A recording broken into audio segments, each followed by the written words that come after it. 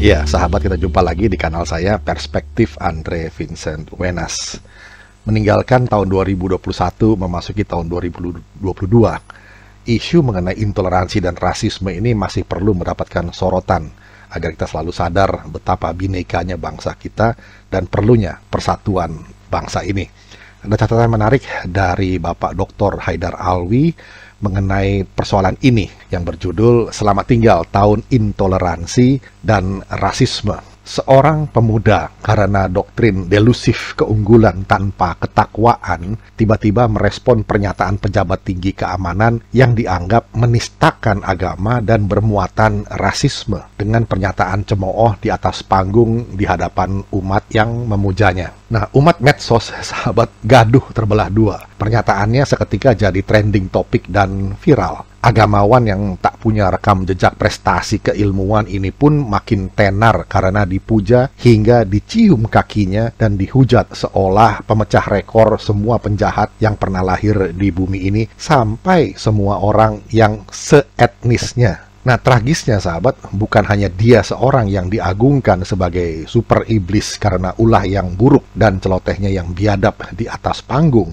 tapi jutaan manusia yang ditakdirkan seetnis dengannya diseret-seret dan target genosida opini dan tong sampah semua makian. Namun alhamdulillah, meski terjadi adegan rangkulan yang tak lazim, biang keonaran yang mungkin sengaja diremote untuk memancing kekacauan dan ketegangan SARA jelang 2024 ini, akhirnya diproses secara hukum dalam tahap penyidikan atas kasus ujaran kebencian. Rupanya ulah Ustadz Uraan ini menjadi berkah bagi sejumlah orang yang tiba-tiba tenar dan disuka publik justru karena fasih menyemburkan narasi kebencian vulgar dalam video dan tulisan tanpa sedikit pun editing. Klop, pernyataan ujaran kebencian ditanggapi oleh beberapa video dan tulisan lalu diberi komen-komen sadis. Apakah para YouTuber rasis juga akan dihukum? Itu pertanyaan dari Pak Haidar Alwi. Yang disayangkan, sahabat, bila seorang yang dikenal luas atau diduga berasal dari etnis tertentu terbukti atau diduga atau diisukan melakukan sebuah tindakan kriminal, perbuatan tak menyenangkan, atau pernyataan provokatif,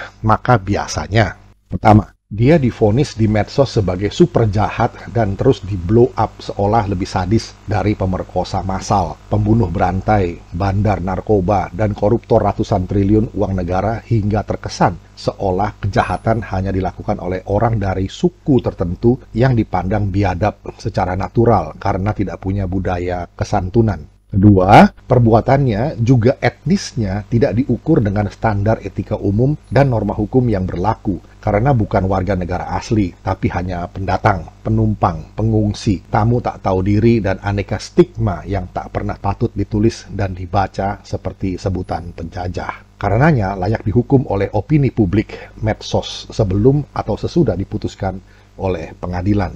Yang ketiga, etnis atau rasnya diekspos meski tak berkaitan secara etnologis dan genetik dengan perbuatannya atau yang dituduhkan atasnya, seraya mengabaikan berita dan kasus kejahatan apapun yang muncul berbarengan dengannya atau setelahnya yang dilakukan oleh pelaku dari selain etnis ini. Yang keempat, kejahatannya dikaitkan dengan suku dan rasnya seolah pelakunya adalah suatu suku dan satu ras, sedangkan korbannya adalah satu bangsa minus sukunya. Yang kelima, aksi perbuatannya dihubung-hubungkan dengan perbuatan lain yang pernah dilakukan oleh orang lain seetnisnya di waktu dan di tempat lain. Keenam, aksi perbuatannya dihubung-hubungkan juga dengan opini stereotipe bernada insinuasi tentang nenek moyangnya, budaya sukunya, karakter sukunya, dan apapun yang bisa dikaitkan dengannya. Tak terkecuali agamanya yang mulai dihadap-hadapkan dengan keyakinan primordial sebagai agama penjajah. Nah, menurut Pak Haidar Alwi sebagai seorang Habib yang menentang pemujaan tak rasional terhadap Habib tak berperilaku baik, juga menentang rasisme dan ujaran kebencian terhadap seluruh Habib. Pak Haidar Alwi sangat menyesalkan opini-opini adu domba dari pihak